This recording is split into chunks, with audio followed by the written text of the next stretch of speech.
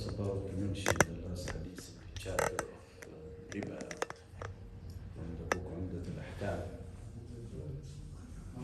But on the way coming to here,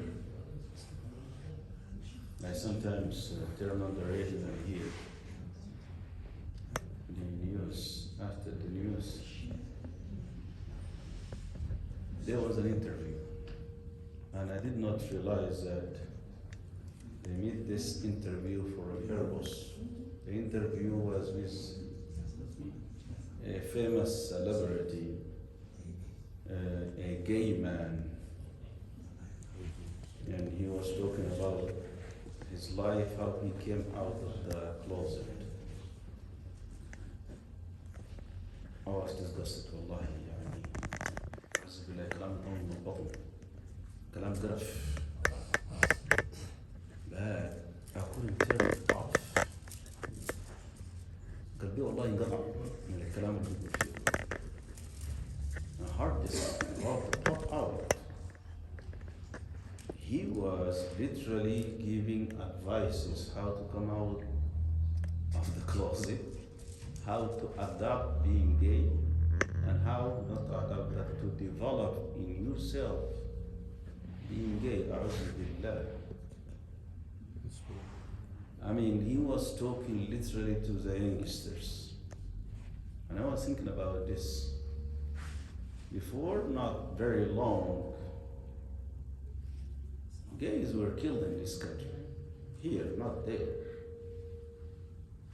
And what made them to go, as I said, to the closet? Because it was aib, it was shame, it was ugly, right? Today look at it, and we live among them. Believe it, not necessarily your kid is going to feel the same thing like you. No. You are not living with them like he. So be aware of those things that crawls to his heart. You are unaware of it. He is unaware of them. So really, really be careful. I heard it before the COVID, and the father was sitting right there, and a 16 years old youngster would say, I'm not a gay, but I don't have a problem with them. A Muslim youngster would say this.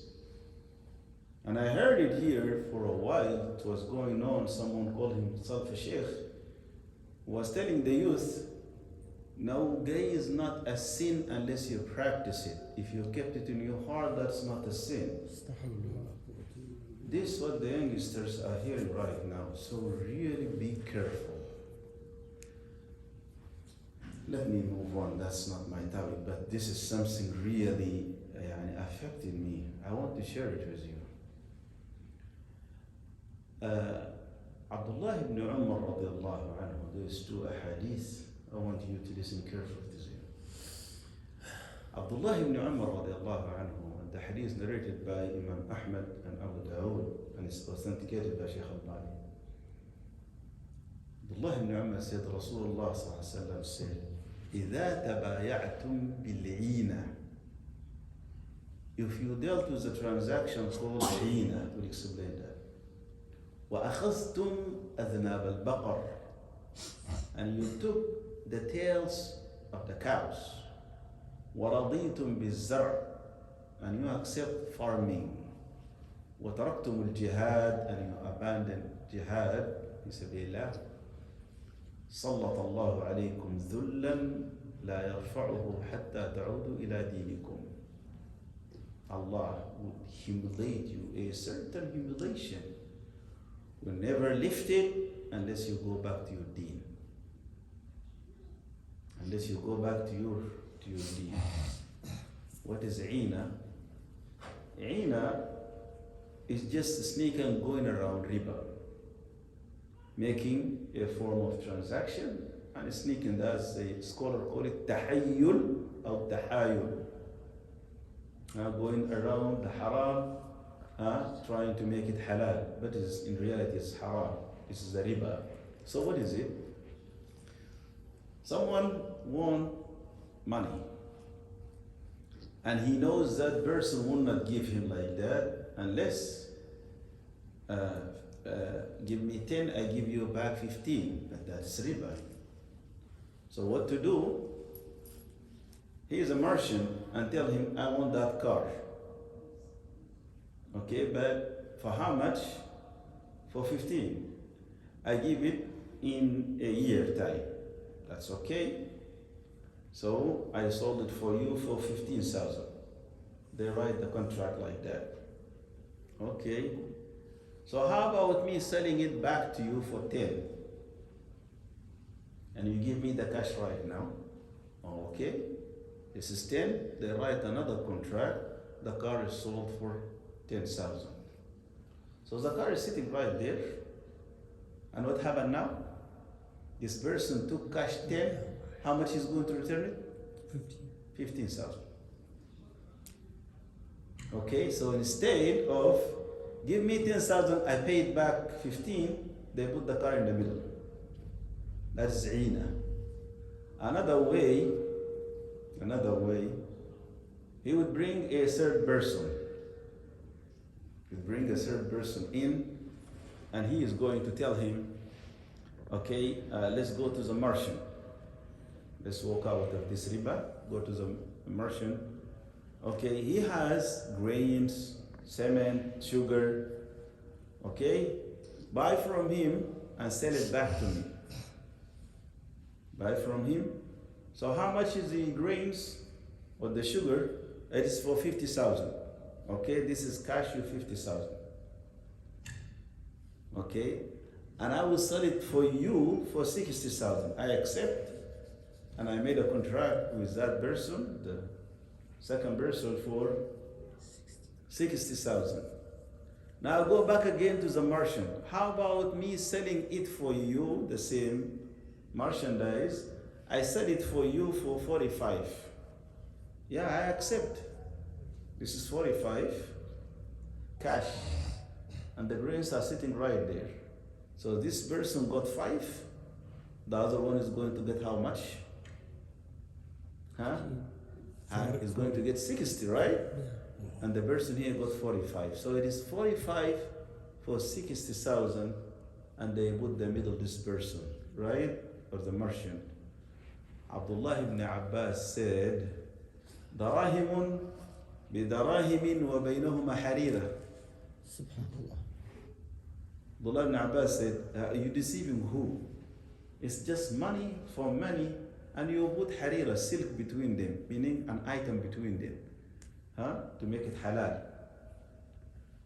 Aisha radiallahu anha said this, and please listen carefully to this hadith. The wife of Zayd ibn Arqam, the companion of Rasulullah sallallahu alaihi wasallam, went to Aisha with some women, and then she asked Aisha about the transaction she made. قالت كانت عندي جارية, I have a concubine. فبعتها من زيد بن أرقم ب800 إلى أجل. I sold it for my husband Zayd ibn Arqam for 800. And it is installment. He is not going to pay cash. And then he sold ثم اشتريتها منه. I bought it back from him ب600 فنقدته 600 وكتبت عليه 800. I bought it back from him for 600 cash. So I gave him back cash, the money, and I kept my concubine, but I wrote over him 800. How about this? Aisha said, بئس ما اشتريتي وبئس ما اشترى. So evil what you bought, so evil what he bought. This transaction. قولي لزيد بن أرقم or أبلغني يعني حدثي زيد بن أرقم عني. Tell زيد بن أرقم I said this. بطل جهاده مع رسول الله صلى الله عليه وسلم إلا أن يتوب.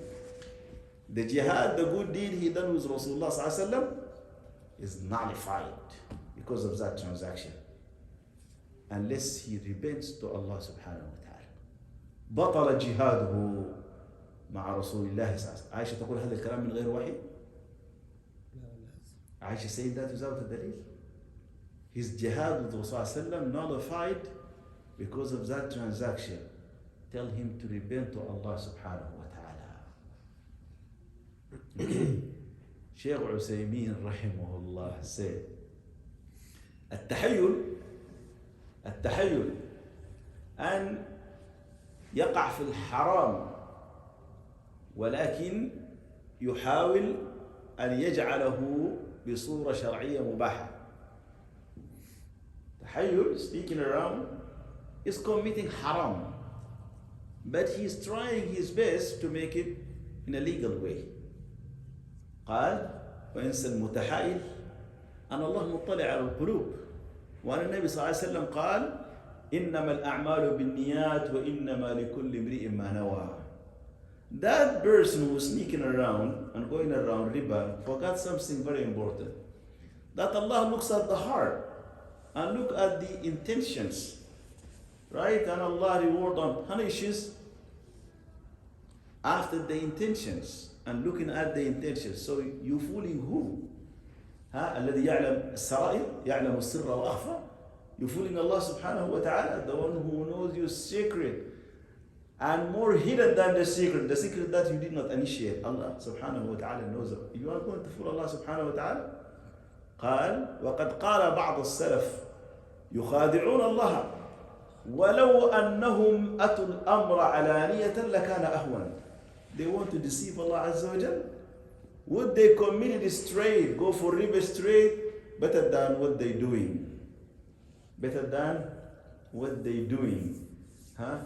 Professionals nowadays making institutes, professional institutes, and they call it murabaha, mudaraba, Islamic bank, Islamic institution. Okay, Muslim and Islamic institution. What is this? It is the riba, just going around it, and then we call it murabaha, and they will have a close down there. 8% riba, 9% riba. What is this? Oh, when you make transaction in installment, the government will force us to accept riba. Why are you lying? Say it straight. You are nothing but a broker.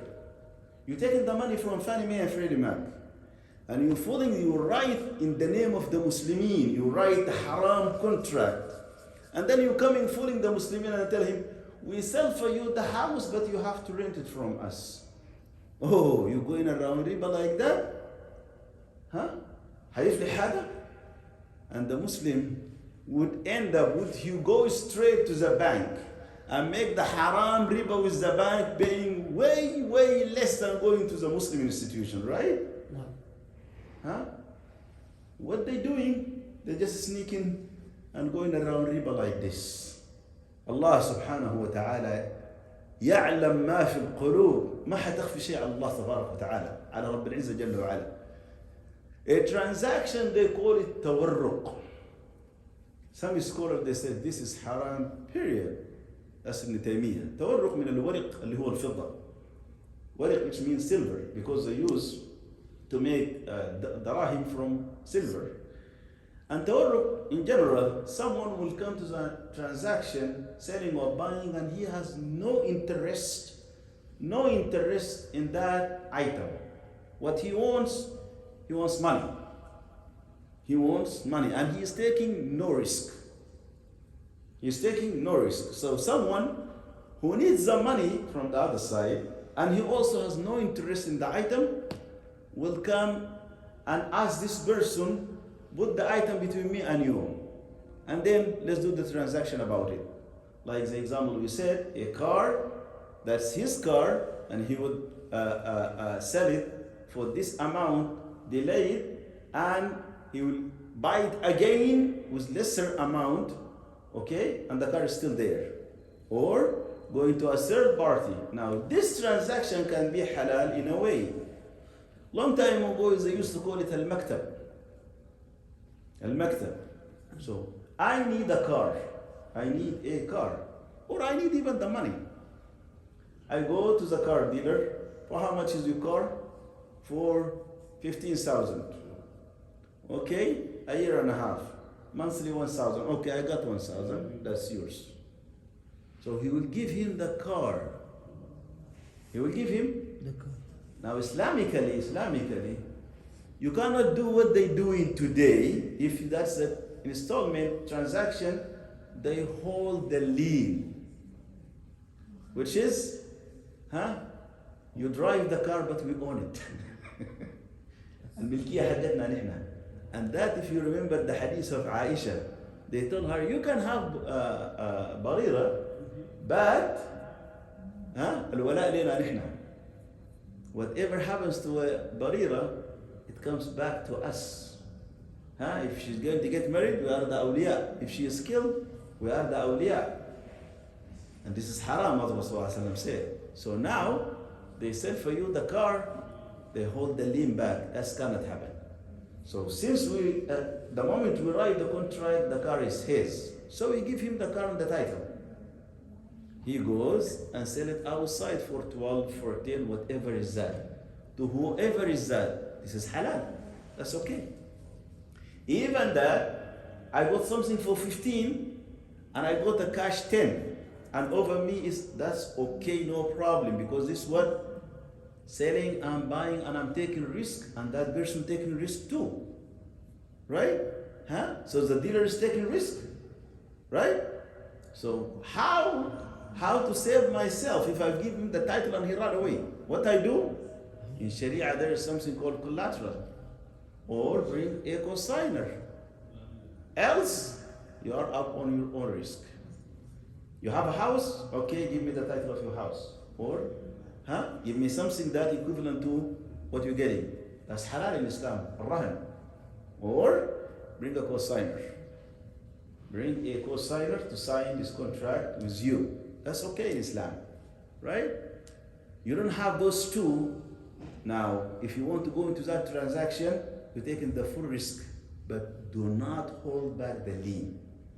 The car is his the moment he signs the contract. The car is his car. You can, if he step back, you can sue him and tell him, that's your car, you have to get it. Okay? So, Islamically, there is this ways. Do not take the way of kuffar. Rasulullah sallallahu alayhi wa sallam said, don't participate in riba. Because everyone who participates in the riba contract is cursed. The one who gives the riba, the one who takes it and consumes it, the cleric who is writing it in a bank, in a dealership, whatever is that. And those two who coming and witnessing the contract, let alone the cosigning. All of them are cursed. And Rasulullah sallallahu alayhi wa sallam said, hum sawa, يعني في الإثم. All the same. They are all the same. They share the same. I did not give the 1,000 or the 100,000. I did not take it or give it. You were there. You witnessed. You accepted that. You are cursed like them. And the sin they committed is the same like you sin, whether you are a cleric or a witness or a cosigner. Your sin is the same. Rasulullah sallallahu alaihi wasallam said, لا ترتكبوا مرتكبة يهود استحلوا ما حرم الله بأدنى حيلة. Do not commit what Yahud committed. They sneaked around the rulings of Allah. They made what Allah made haram, halal, with their cunning. With their cunning. They're trying to deceive who Allah subhanahu wa ta'ala. They ended up مغضوب عليهم. And the curse of Allah is over them till the day of judgment. قال لا تكونوا مسلما. قال الشيخ العثيمين قولوا سمعنا وأطعنا. قولوا سمعنا وأطعنا لا تقولوا كما قالت يهود سمعنا وعصينا. وابتغوا ايش؟ الرزق فيما أحل الله سبحانه وتعالى. Say we hear, we obey. سمعنا وأطعنا.